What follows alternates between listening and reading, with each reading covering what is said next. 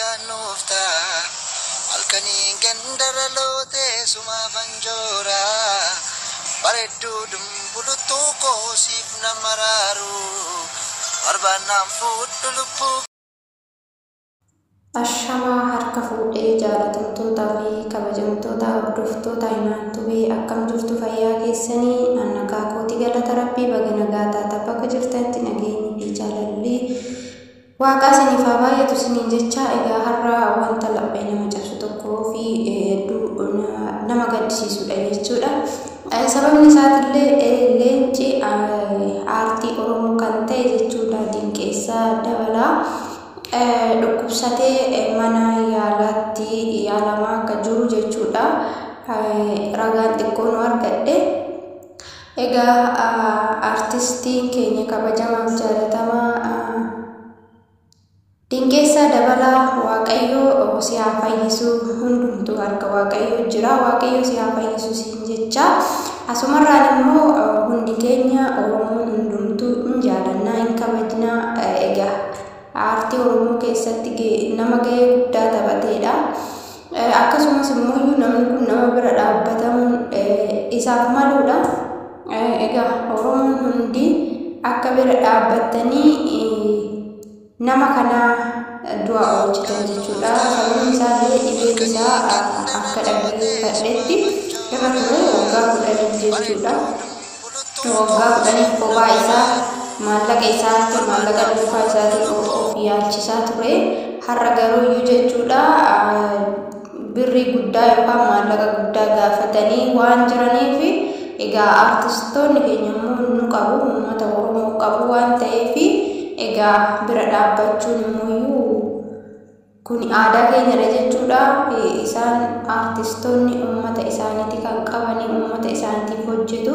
Kanaaf hedduu nama gaddisiisa, hedduu laphee namaa waan cabsuu fi aartistii keenya kabajamaa fi jaalatamaa Waaqayyo si haa fayyisu siin jecha. Waaqayyo gaditti uummanni Oromoo akka faana taatanii nama kana jajjabeessitanii yookaan immoo dhibee isaa kanarraa fayyistan asumaan kabajaadhaan isin gaafanna jechuudha. Egaa namni akkana jiru, namni boruuf waan gaarii hojjetu, namni boruuf aartii Oromoo kan iddoo guddaa gahuudhaaf tattaafatu kun haala kanaan dhibamee arguun baay'ee tokko namatti ulfaatadha jechuudha. Dhibamee haala kanaan hospitaala seenee wanta itti yaalamu dhabuun hedduu tokko ulfaatadha jechuudha.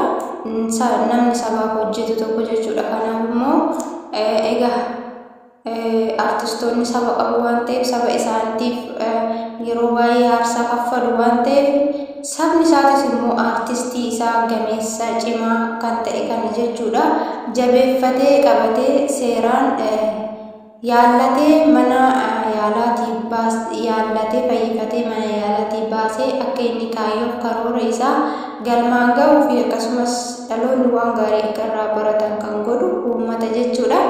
Egaa asumarraan uummata jaalatamaaf kabajamaa, uummata humna hin dadhabne, uummata rakkoo namaas ta'e rakkoo waliis kan furuu danda'u jechuudha. Uummanni Oromoo bakka kanatti akka bira dhaabbannu hundumti keenya waan qabnuun kan hin qabne immoo kadhannaadhaan jechuudha. Waaqayyoon akka isa fayyisu warri hin qabne kadhannaadhaan akka bira dhaabbannu, warri qabnu aartistii keenya kabajamaaf jaalatamaa kana akka lubbuu isaa nuuf baraartan kabajaadhaan isin gaafanna. Egaa akkuma asirratti argitan akkaawuntii isaatirree maxxanfameeti kan jiru. Wanti hundumti isaa kan maxxanfamee jiru namoonni baay'een arguu dandeessu. Sooshaal miidiyaa irratti deemaa waan jiruu fi nama kana bira dhaabbattanii akka fayyisu yookaan akka yaaltan isin gaafanna jechuudha. Dhugaa rabbii hedduu nama gaddisiisa. Egaa akka kana hunda dadhabee taaree yommuu uummata isaatti rakkoo isaa dhiyeeffatu kana uummanni isaatis immoo akka gargaaru abdii qabna. Innis rakkoon isaa itti jabaattee dhibeen isaa itti hammaatee jennaanidha jechuudha. Akkanatti haala kanaan mana yaalaa ciisee hedduu nama marara jechuudha. Kanaafuu wal biraa dhaabbannu aartistoota keenya quba qaban uummanni jechuudha. Jaalattoonni isaanii hedduu tokko jechuudha. Akkas isiniin jechuun barbaada jaalatamtoota fi kabajamtoota hordoftoota kootii har'a qophiin isinii fide kanuma guddoo baay'ee dubbachuu hin barbaadu jechuudha.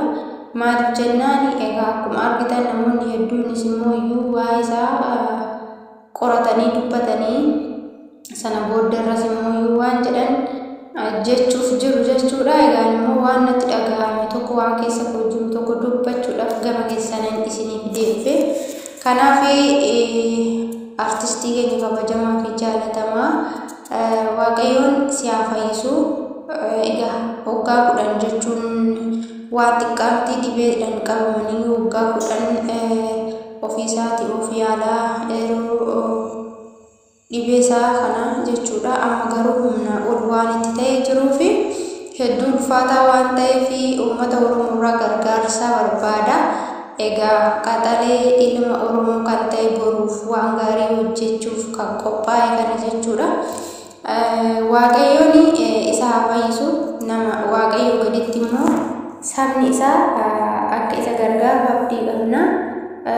Egaa aartii Oromoo keessatti warreen isa beekan namoota hedduudhaanis sirba isaa hedduu kan jaalannu hedduu kan dhaggeeffannu fi akkasuma isaarraas waa hedduu akka barannudha jechuudha.